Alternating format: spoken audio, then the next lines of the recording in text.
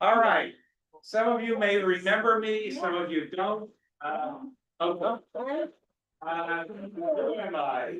I'm a rabbi, I'm a doctor, I'm a foreign affairs analyst, all kinds of stuff. I'm a professor at, many of you remember, at St. Vincent de Paul Catholic Seminary for all of Florida, Savannah, Atlanta, Raleigh, North Carolina, where I teach men who are studying to be priests. And I'm also a member of Temple Bethel, and I love coming here to do lunch and learn. Okay, is that good enough? All right. Yes. So just a little beginning, today's forum. And you should be aware that there are 3 mitzvot that you were supposed to fulfill today. You got any ideas? Megillah? What? Listening to the Megillah? You're supposed to hear the Megillah. Get drunk. Get drunk. Yeah, which is a problem for some people. You're supposed to be so that you don't know the distinction between blessed be Mordechai and Hated. Right. The third, Shlach Manot. Oh, yes. You are to send gifts to others, and by extension, it's an opportunity to help those people who are without food and such. So hopefully you will encourage that. Right. So we're gonna be together for the next 5 weeks. Oh, really? Yeah, well, there are 5 Tuesdays in March. Yes, sir.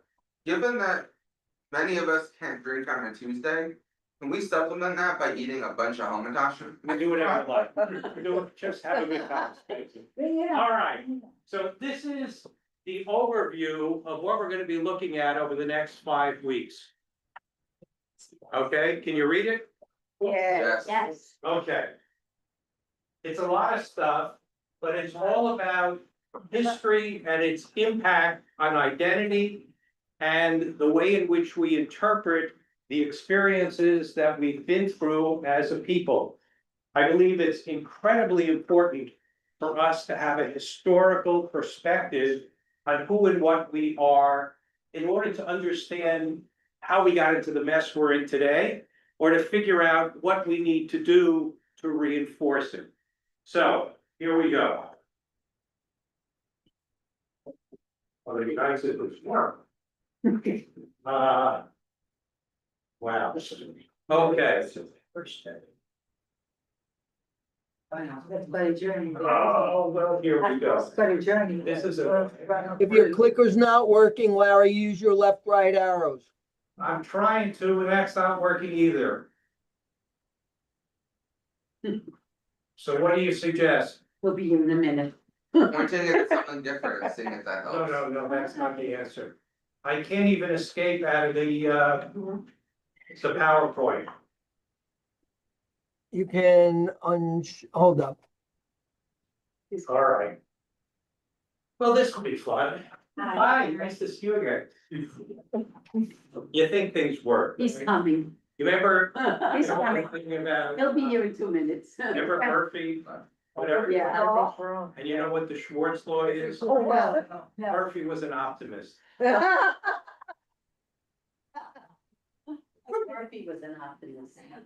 Okay.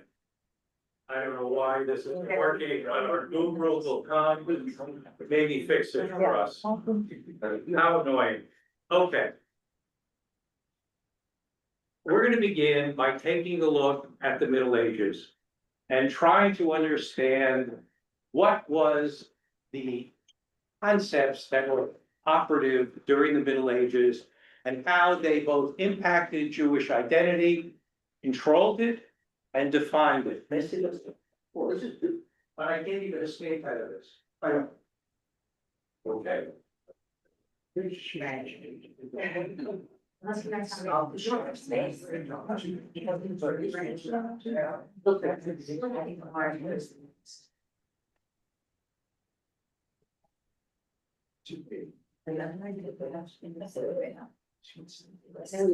thought this was old? You look wonderful. Thank you. No autograph.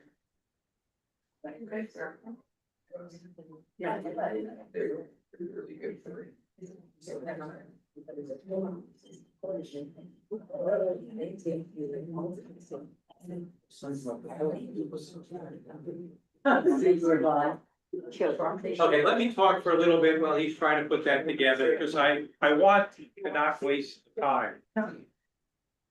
I want you to think about when you were either in high school and studied world history, or when you were in college and took that survey course on world civilization. And they talked about the evolution of the world, and certainly they discussed the Middle Ages, because they're critically important to the evolution of today's world and beyond it. But here's the part that I always found incredibly frustrating. We didn't exist. You look at any world history book Oh. and look at the Middle Ages, and Jews aren't in it. We don't seem to impact the identity of the greater world, and there are reasons for that.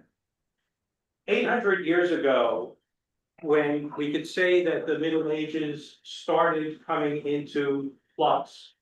Is it working? Is it working off the laptop? Your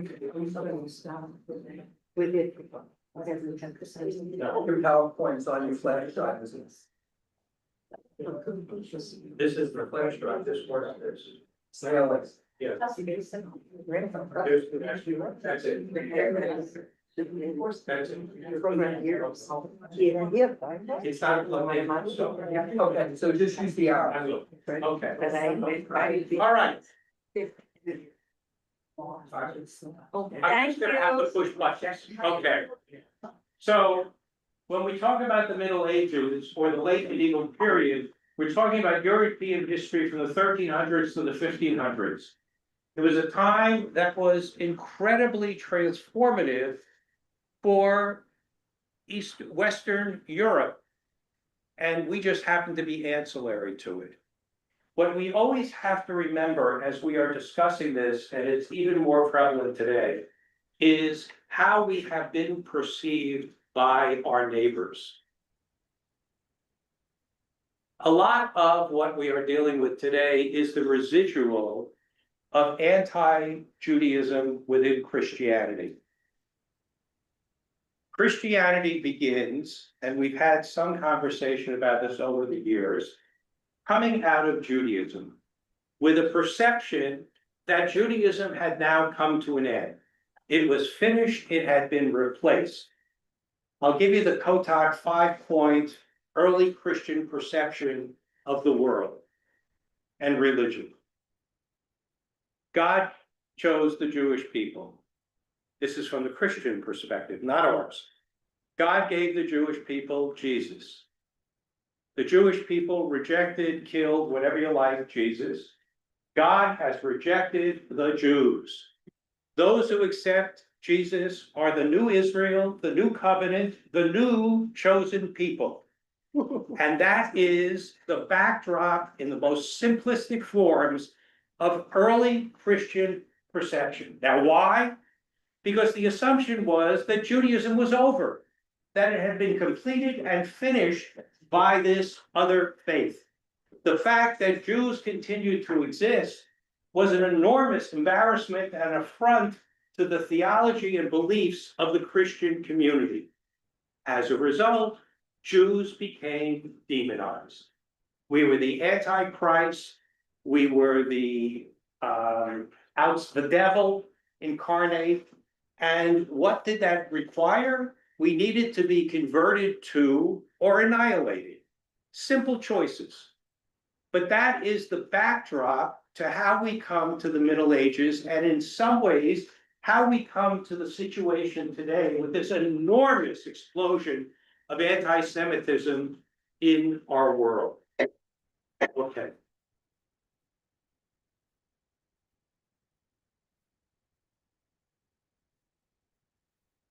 The Middle Ages saw a huge shift of economics due to new methods of plowing, which created the deep plow, which had not been there before. So agriculture became critical and important. A revival of trade, and the economy shifted from a localized self-sufficient towards a money-based system. Now, many of you have read those books by, I guess it's Forsyth, The Pillars of the Earth and those things. Which kind of describe a lot of the backdrop and they'll do it very nicely in a very kind of narrative story of what this world was like. Well, as you look at it, we also, how many of you remember your Western civilization class first year in college? Do you remember when the topic was the rise of cities and towns? Yes. Okay, that's part of what transpires and changes in our conversation today. The economic system of the Middle Ages was feudalism. You all studied it, but you never realized we were totally outside it. We didn't exist in a feudal system. Feudalism was based on Christianity, all of the parts of it. We couldn't own land either. Well, for sure, but we were resident aliens in the best of terms. At the very base of it were the serfs, then there were the nobles who worked and basically had the serfs work for their behalf. And on top of that were the church and the priests and the king. If you remember your world history, there was something known as Caesaropapism. Did you ever hear that term? Well, you got the two words, the Pope and Caesar.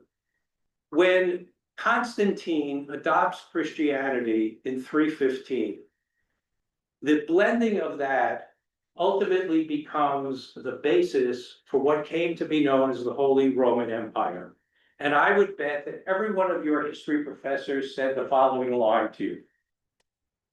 The Holy Roman Empire. It wasn't holy and it wasn't Roman, but it was an empire, which is true, okay? Nonetheless, there was an enormous linkage between the church and the state. And it defined everything. We are talking about the time period before the Protestant Reformation, before Martin Luther in the 16th century, which changes the nature, but not the projection of Christianity. Anti-Semitism becomes part of everybody's behavior. Okay, so we've got peasants and serfs, and we've got the kings and the nobles at the very top. Oh, it didn't come out too well. That's the pyramid of the world there. What it doesn't list is the fact that there were Jews in Europe. And they were ancillary. Remember, one of the challenges of the 1980s was in New York. There was a radio station, a black radio station called BLI. BLI started promoting black anti-Semitism. And part of that was because who did those people see on a regular basis? The owners of the farm. They weren't the owners. They were the Jewish tax collectors, basically. They were the ones who collected the rent on behalf of the owners. Right. Now, this was historic. Christianity, in its own evolution, certainly during the Middle Ages, said that Christians couldn't collect interest from each other. But the Jews could do it for them. The Jews became the tax collectors for the barons and the nobles during the Middle Ages. It also created animosity and hatred, because who wants to have to pay the taxes or the rent or whatever you have to pay to the noble? Europe, you're gonna have to hold on, okay? Just hold on, Spence. Remember, Europe at this period of time is not Europe as you may know it today. We don't have countries in the sense that we have countries today. We have areas of control by different groups. Well, putting together what we've discussed so far, with the rise of cities and towns and the introduction of currency, as opposed to, I'll give you my cow and you'll give me 50 pounds of grain, there became the possibility of an economy of people who were not agrarian based. You understand what I'm saying? Yeah. That is the rise of cities and towns. Who's in a city? A craftsman, a weaver, whatever they may be, they are independent of the agricultural system which defined European development up until that time period. You following? You want to ask something? I understand that Jews were outside of the kind of divine right area of kings controlling everyone. But it seems like they also had a defined place in society simultaneously. How did the Europeans square that Jews were not having to like bow to the king, but also were able to go work on behalf of the nobles? Well, I think your question is in some ways answered by this kind of shadow world that exists outside of the feudal system, where Jews created their own networks. We know that several hundred years later, the Dutch West India Company was dominantly run by Jews who had connected around the world trade, which became very important to the evolution of the American society. We know the Rothschilds built an enormous international banking business based on their relationships from family to family, because they were interstitial to the broader economy. Now, having said all of that, John Boleslaw of Poland in 1264 learns of this evolution of cities and towns which require a middle class.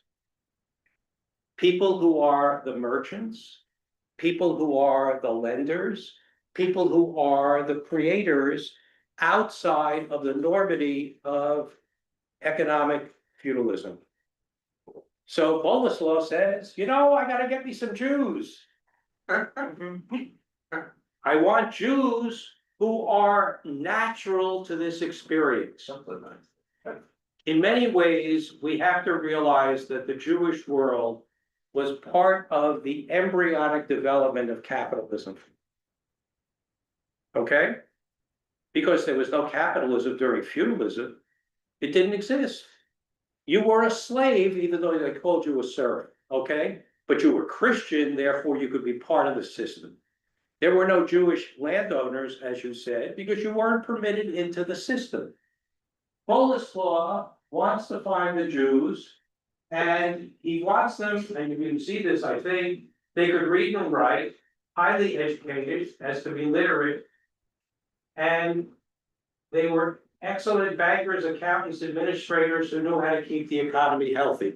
Now, that may be a overly positive statement to say, but nonetheless, that becomes part of their value.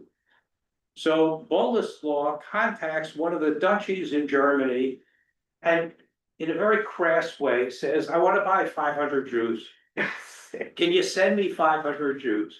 It's like calling Amazon and saying you want 40 packages of coffee, okay? Or toilet paper, whatever it is. He got in touch and made the decision to bring them in. So, as I said earlier, who's missing from the whole story? The Jews. We are invisible to it all, except when we bring it up. Okay, well, I went too far.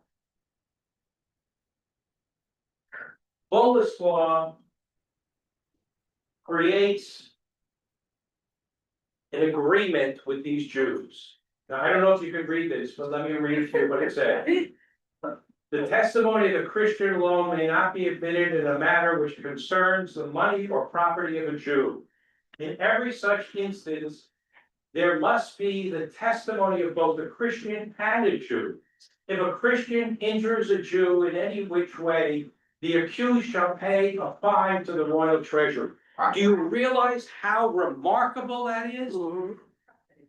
Because as Europe evolves, and I'm gonna get ahead of myself now, Jews weren't permitted to sit in the Christian courts.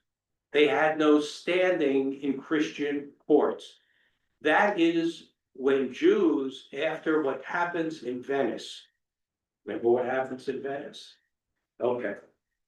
Oh, this is so much fun. Okay, so Venice, you've been to there? I just was there 3 weeks ago, 2 weeks ago. Okay, Venice is a series of little islands. Well, there was an island there that had an iron foundry. And what do you do in an iron foundry? You light a fire, you burn the iron, you pour it into ingots, or you make devices from it. Well, the market was so significant for making this metal, they needed a bigger one. So they decided they'd move off that island and they'd move to a bigger island and put in bigger machinery to create more iron foundries.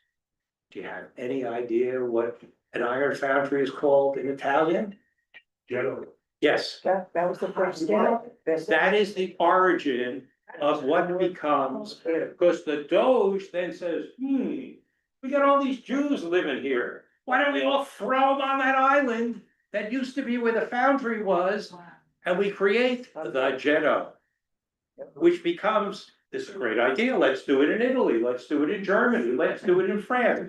Wherever it was, the concept of segregating Jews outside of the norm of the society became what was known as a ghetto, a ghetto. But here's the other part. And that really reflects this first point from John Boleslaw's rulings for this group of Jews. Jews had to rely on their own legal process. Halakha, which is sometimes, I think, wrongly defined as Jewish law, should really be understood in terms of the Hebrew word halach. Any of you familiar with the word? Halach means to walk. To walk. Ani holech lebeit hasefer. I walk to the house of worship. What does that mean then? Well, I would experience it this way. Halakha is the process by which a Jew walks in relationship with the tradition and God. Now, if we jump to the 21st century, we have different views of how that functions. So let me explain it in my own way. When you think about a path, what do you know about a path? What? It has direction, but what else does it have? Squiggles. That's narrow. Paths are defined by how wide they are. And the way that I want to understand contemporary Judaism is that the Orthodox community's path is narrower than the conservative and the reform movement's path. Ours is wider. We operate with the same structure and belief model. It's different though. The idea was in the world, in the rest of Europe and Russia, Jews used that aspect of their tradition, which had to do with civil practice as well as religious norms. Where does this originate from? During the Babylonian exile, 586 BCE, after the temple, the first temple was destroyed, Jews, a segment of the Jewish population of Israel, were taken into Babylonia, where in many ways they thrived. Well, they were asked, how does your process and your ideas and your boundaries relate to ours, the Babylonians? A concept which is critically important to remember and learn is known as Dina de Mechulta Dina. You know the word din? Remember from Bet Din? Yeah. A house of judgment? Dina is just Aramaic. The law of the place, Malchut, Melech, king, Malchut is the concept word of king, kingdom. The law of the kingdom is the law. The Jewish community responded and said, if we have equal access to the courts and the laws are not in conflict with our laws, we accept them. We will retract that part of our tradition and leave it on the sidelines because we're being protected. The exact opposite is true during the Middle Ages. Jews created their structures to deal with everyday problems. Someone comes to your house, 1373, and they fall on the steps. They don't call Steiger. Please find them. Yep. They go to the Beth Din. The orders. And they say, this is what happened, that they had pots on the staircase, I fell, what are my damages? Well, that system functioned up until emancipation. Because they had no other choice. They were not allowed into the civil courts because they weren't Christians. I want you to remember how incredibly revolutionary this idea was. The second point, if a Christian desecrates or defiles a Jewish cemetery in any which way, it is our wish that he be punished as severely as demanded by law. Wow, wouldn't you like to have that on the books today? Yeah. In terms of the desecrations that have happened, then people say, oh, they're not hate crimes, they're just mischievous Yeah. behaviors. Yeah. If a Christian should attack a Jew, the Christian shall be punished as required by the laws of this land. We absolutely forbid anyone to accuse the Jews in our domain of using the blood of human beings. What does that already acknowledge? Was main thought in the process that blood libel was a thought that people weren't just learning about, it had become institutionalized in the way in which they understood Jews. When we talk about Passover the last week, you know the custom of opening the door for Elijah? You know where that really originates? It's to show your Christian neighbors that you aren't killing Christian children in your house. They can look inside and see you that you're not doing these rites. You know that blood libels are not just history. Some of you remember the author Bernard Malamud? Yes. Okay. Remember the book, The Fixer? Yes. It's a historic story, though it's a novel, about the Mendel Baylis case in Russia, which was a blood libel case. That was 1913. But there have been blood libels in recent years in Louisiana and Mississippi and other places, which still claim that Jews use Christian children's blood to make matzah. It's delicious. Oh, come on. Okay. Delicious. The idea that a Christian attacking a Jew will be punished according to the laws of the land. I would personally love to see that happening in the modern world today. Okay, every day we see another incident. You know, a synagogue is being hurt in this country. Somebody's driving their car into a synagogue or Lubavitch headquarters in Brooklyn.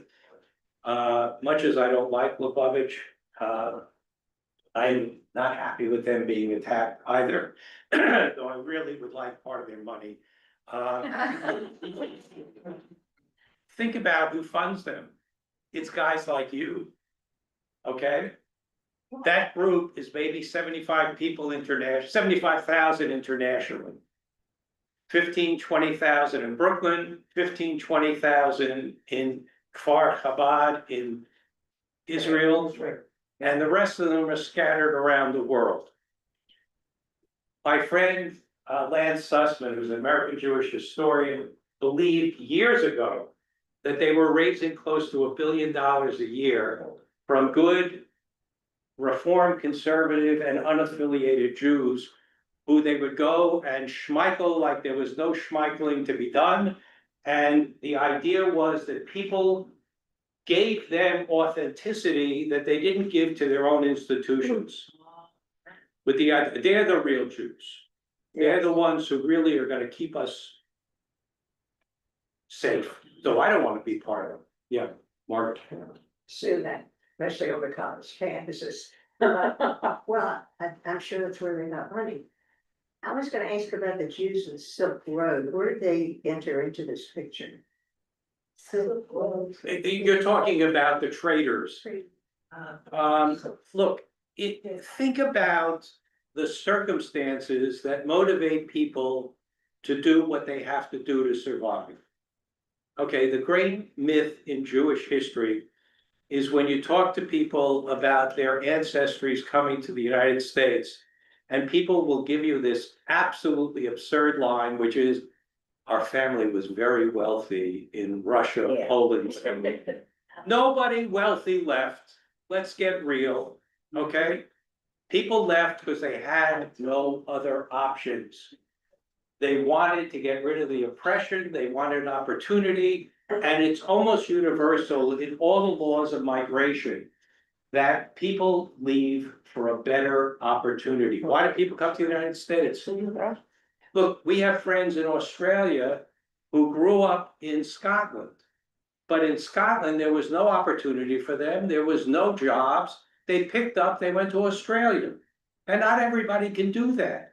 But the reality is, the law of migration really is, you have to do it. But look, for us, it was a combination of both political and religious, and in some cases, economic, because just couldn't survive wherever it was. Okay. Are you talking about one period of time, or are you talking about? Almost universal. I think almost universal, okay?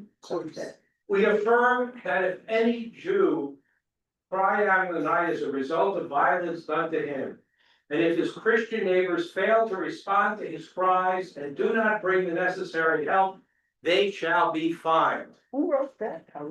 It's from the John Boleslaw contract that he made with these Jews who were coming to build a middle class in what was a section of Poland. I mean, think about, we affirm that if any Jew cry out in the night, his Christian neighbors fail to respond to his cries. Remember the Genovese story in New York City? Katie Genovese? People watched as she was getting assaulted in the street. It happens today. People get bullied, whatever, whether it's in grammar school or high school, or even more serious, it's a frontal attack. People are not comfortable intervening. They don't want to get I'll involved. take the pictures though. Yes, well, that's because media rules. Okay, but this idea is incredible. We also affirm that Jews are free to buy and sell all manner of things just as Christians. And if anyone hampers them, he shall pay a fine. It's incredible. It's overwhelming. The shift. Now, let's do a parallel. We know that in medieval Europe, that was impossible. Any of these things was impossible. You didn't have standing, you were considered to be, and again, in the worst terms, a resident alien. Think also, if you might, of how, in fact, this society has dealt with people who are undocumented in our culture. There needs to be immigration laws, there's no doubt about it. Part of what is evolving in Europe today is the mass migration of Muslim non-integrated populations into very culturally ethnocentric societies. One of my friends, Guy Before, who is a professor at the independent university in Israel, believes quite strongly that there will ultimately be civil war in France. Because there is this clash. Look, remember when the French got all annoyed about McDonald's? You know, and how that was such a cultural affront. Now you have, and what's interesting about the evolution of France is that the migrant populations are on the ring of the city as opposed to being in the city itself, the way it is in most places in the world, because that's usually where the real estate is less expensive and usually fairly run down. But part of what we as a culture and a society historically have done is we have tried to fit in. Okay? We have tried to not stand out. Certainly when we came to the United States, we wanted to be viewed like everyone else. And that created all kinds of crazy assimilation models, from nose jobs to name changes to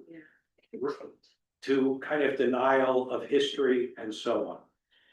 But it's part of the mix. Okay, let's go off. Could you remind me what date that declaration was, please? It was 1285, 1290.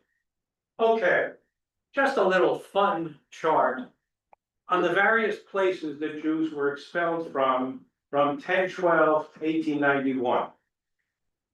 Now, you are familiar with the story of Spain, Yeah. right? You're familiar with the story a little bit of Portugal. We know that in those countries, the church, which was the dominant power after the Reconquista, you know that in Spain, the Moors came and controlled Spain for a period of 500-600 years, until the Spanish indigenous population and the kings of Aragon reclaimed the country from the Arab invasion known as the Reconquista. Well, they also were very hand in glove, as we talked about earlier, with the Catholic Church. And the Catholic Church was fairly insistent in having Jews disappear. Many Jews chose to become Catholic. You know the term Marano? I think it means pink. It means a pig, Yeah. right? Well, you are aware in some degree of what the role of the Inquisition was. The Inquisition's role was to root out those people who appeared to be as if they were Catholics, but were not functioning as Catholics in private. Nuevos conversos. People who, not all of them, but many of whom agreed to be Catholic outside, but in their houses, they were still secretly practicing.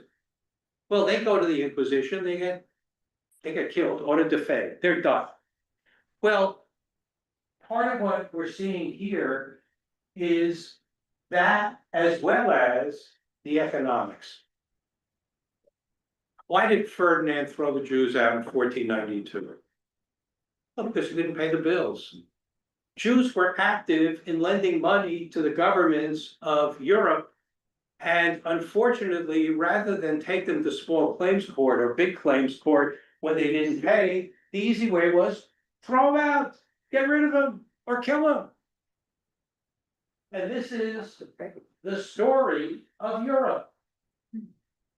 All of these countries, all of these areas, regions, expelled Jews for a host of different reasons, but they also reflect the underlying prejudice to the existence of Jews, what they were perceived to be, and it all goes back, friends, to early Christianity's rejection of Jews and Judaism. If you read the Gospel, the Catholic, the Christian Bible, you will see the origin of a lot of this political rejection of Jews and Judaism in terms of theology and beliefs. Okay.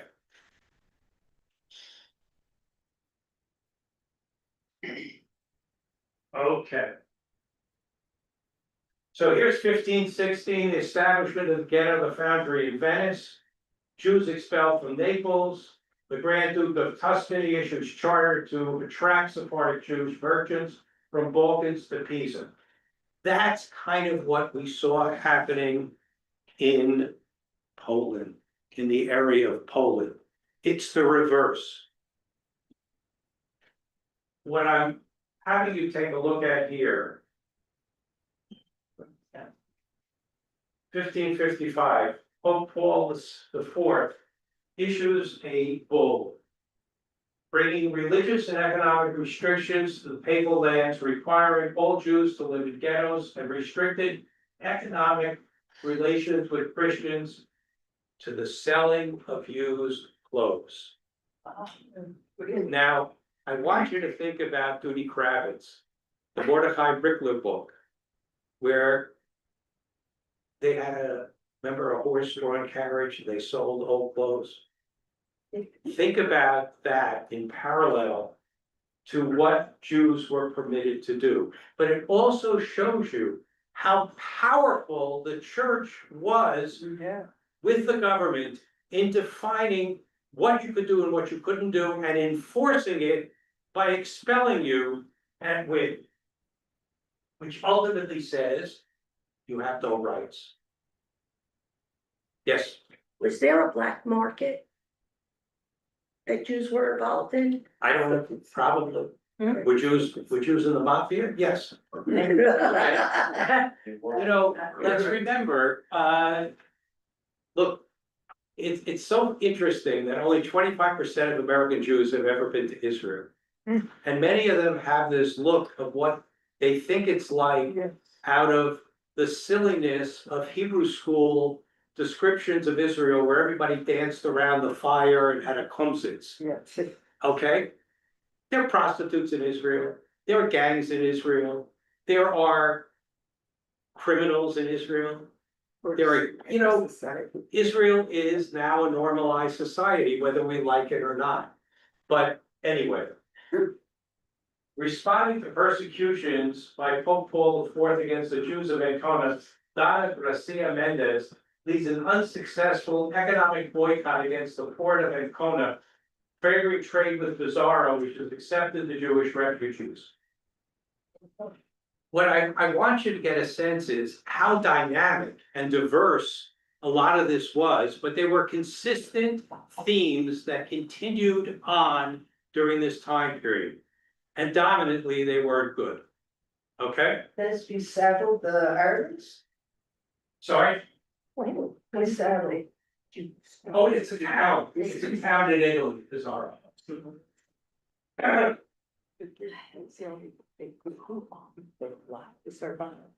Okay, some more fun stuff. 1569, Jews expelled from Papal States. The ghetto in Florence, 1570. Venetian government at war with Turkey resolves to expel all Jews from Venice and the Adriatic Islands.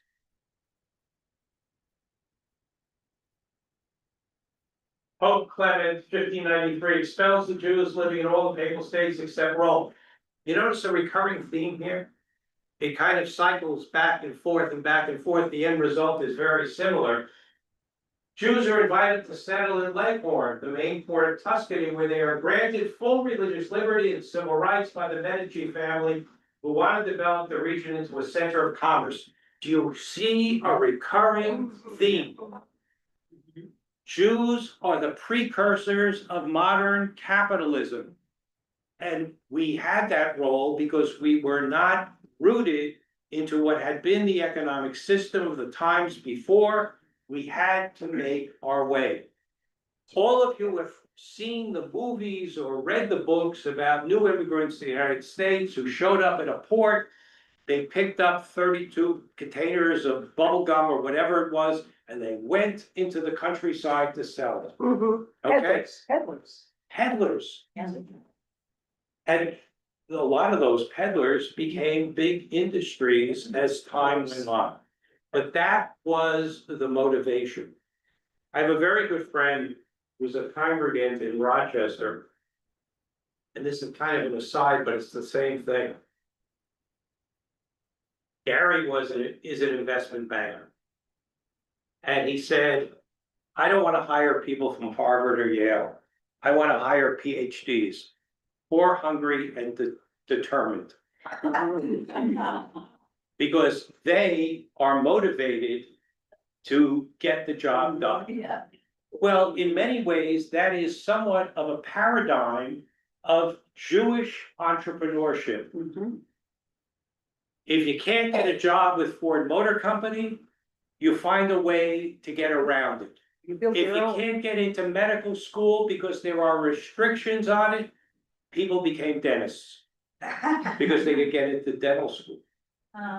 Okay? There are so many experiences of this. The idea that Jews work at Ford Motor Company today is unbelievable, considering Henry Ford was one of the great American anti-Semites, but they do work there. And one of the tragic pieces of it, and I apologize for saying this, is that our young people have no sense of their own identities in terms of the history. Even if they are willing to accept the openness which has now taken place, and I applaud it, they should also know what it was like before. They don't interest. Yes, sir. Had this conversation 2 days ago. I find it interesting that, people like Chanel, Louis Vuitton, all of these expensive designer brands were all anti-Semitic. Horribly so. And yet, even in this temple, you walk around, you see people with their bags, you see people driving Mercedes. You can't do as I say and not as I do. How do you fight anti-Semitism when you're contributing to it? Well, I think there's a difference between not universally historic anti-Semitism and the fact that a lot of those companies are now owned by Jews. But, the car thing is very interesting. When you go to Israel, and when I've been going to Israel for a very long time, a lot of the cars that came to Israel were reparations from the German government. The German government also, in its own sense of guilt, provided a lot of economic support to the state of Israel in its early days when it was a third-class nation. Nonetheless, those changes have brought about people's perceptions changing. Ironically, Germany today, even with its internal struggle about migrants and such, has far stricter rules on some of the anti-Semitic events that take place in our country that we kind of dismiss. Their concept of media control is light years ahead of our lack of any real regulation in terms of the hate speech, in terms of what's going on TikTok and Instagram, and I don't even know the names of all of them, but they are just cesspools of hatred against Jews. So I take your point, and the history is important for people to gather, and I'm not sure that the people who are walking around with the Louis Vuitton bag are even aware that he personally was an anti-Semite. Whether the company today is still reflecting those ideas, I don't think so. I don't know. Chanel, for sure. She was a collaborator with the Nazis. Yeah. How many of you have seen the movie Nuremberg? If you haven't seen it, you can get it online today. You can watch it on Prime, and I believe it's coming to Netflix. It's a wonderful representation, which probably will be seen by people who already knew what Nuremberg was, and the people who should be seeing it aren't watching it, young people. But the movie reflects this dilemma, and I apologize for going on a tangent, but it interferes. Any of you familiar, somebody's phone's ringing, any of you familiar with Hannah Arendt, the historian? Yes. Oh, yeah, Yeah. Okay, very important. Wrote a book called Totalitarianism. It was after the show.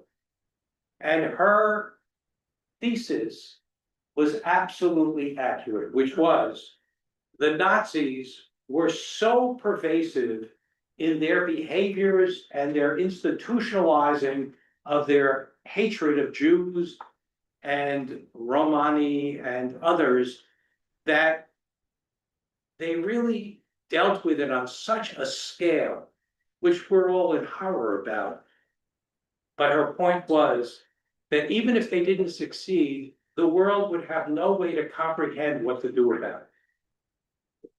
Nuremberg is the attempt to try and legalize the action against the top leading Nazis who were still available and were arrested. There were those, and the movie shows it, who just said, take him out and hang him, shoot him, get rid of him. They wanted a show trial. They wanted to point it out to the world, just like Israel did with Eichmann. Would that it still matter to people? Okay, that's why that movie is critical today, because it's bringing back into people's perceptions what should be. Yes. I just watched on Netflix a movie called, my grandson told me to get it. The Devil in our, near our house or something. Yeah. And it's about someone who was a Nazi. They all accused him he was the States. And they took him to Israel to be for trial. It's fascinating. John Demjanjuk?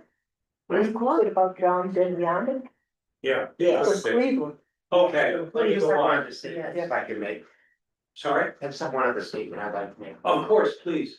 So, if you want people outside of Judaism to respect Judaism, the people who are Jewish also have to respect their own heritage. Absolutely true. I have had people in this community who do not support Israel when it came to what was going on in Gaza.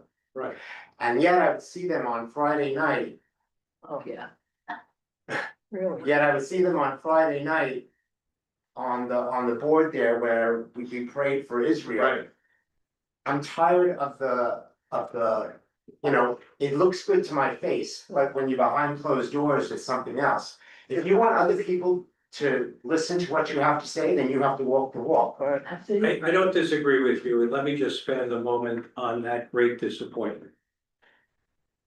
One can be critical of the Israeli government, but one also has to make themselves aware of the dynamics of the Middle East. And I'm gonna talk about this for a minute.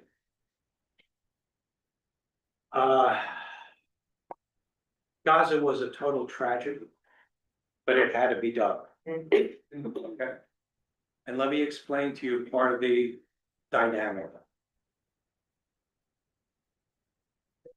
I was with the Israeli Defense Forces on the invasion of Lebanon, known as Shalom HaGalil, 1982. That was when Israel invaded southern Lebanon and went up to Beirut because of the fracturing of Lebanon into feudal states as well as individual militias, but they were all aimed on attacking Israel, certainly the north of Israel.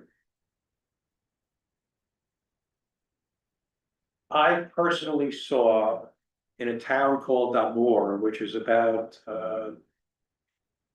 6-10 clicks from Beirut, a tank inside a church. Namur was a Christian city. Why am I telling you this? Warfare has changed dramatically in our lifetimes. What's going on in Ukraine is the last vestige of historic warfare, where there are people in uniforms, and you know who the Russians are, and you know who the Ukrainians are, and they are fighting against each other. That started ending in Vietnam, when nobody knew who the enemy was except our soldiers wore American uniforms. And the tunnels that existed in Vietnam, where the Viet Cong would pop out and kill and ravage towns and soldiers, is what we are seeing today and what we saw in Gaza. The idea of placing military establishments under or by civilian population is what took place in Gaza tragically, with probably 60,000 people being killed as a result. Well, clever from the point of Hamas, who took all of their development money and built 400 miles of tunnels underneath Gaza. And I've been in Gaza. I don't know if you've ever been in Gaza. They put it underneath schools and underneath hospitals and underneath civilian populations. And Israel bombed them. There's no doubt about that, Israel bombed them. But the one thing that, whether we like Netanyahu or not, and I have my challenges with him over the years, the decision was Israel needed to survive. And they weren't being bashful about it. And I support that. Even with the tragedy that took place. In relationship to what you are identifying is something which is very painful in the American Jewish community. The Jewish population of New York City is 11%. 30% of them voted for Mandela. Does that make sense to anybody? Does it make sense to me? Okay.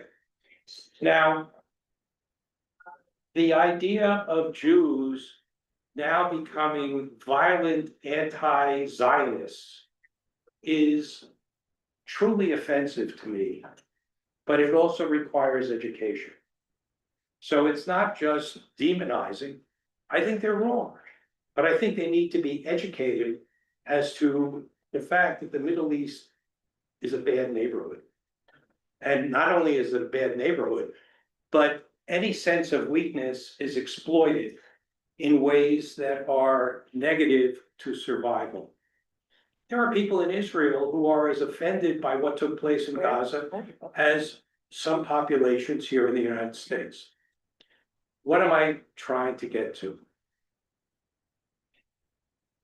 The perspective at the core of it needs to be, should Israel survive or not? And then at what ends does Israel need to do to survive? You wanted to say something. A few weeks ago, a friend of mine asked me to go to church with him. Yeah. So I did. And the place was, I got 300-ish people in the pews all through. And the pastor starts talking about how Israel is starting the thousands and blah, blah, blah, blah, blah. And I felt myself already getting to a point where, you know. Time to go. So I stood up in the middle of the service by myself.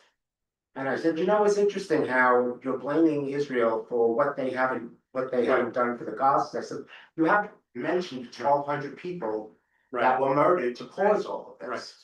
I said, why is that? And he said, Good for you. Oh, they asked me to leave. Oh. well, look, they asked me to leave. Look, Oh. there is no doubt that on October 8th, the whole perception of what took place was changed. Because now they wanted to do proportionality. Oh, you only had 1,200 people killed. How could you kill so many here? Look, there is always an attempt to demonize. And the good thing is, Israel doesn't listen. Okay? It's tough. All right, kids, it's 1 o'clock. They can have a good day. All right, I'll see you next week. We'll continue on from here if that's okay.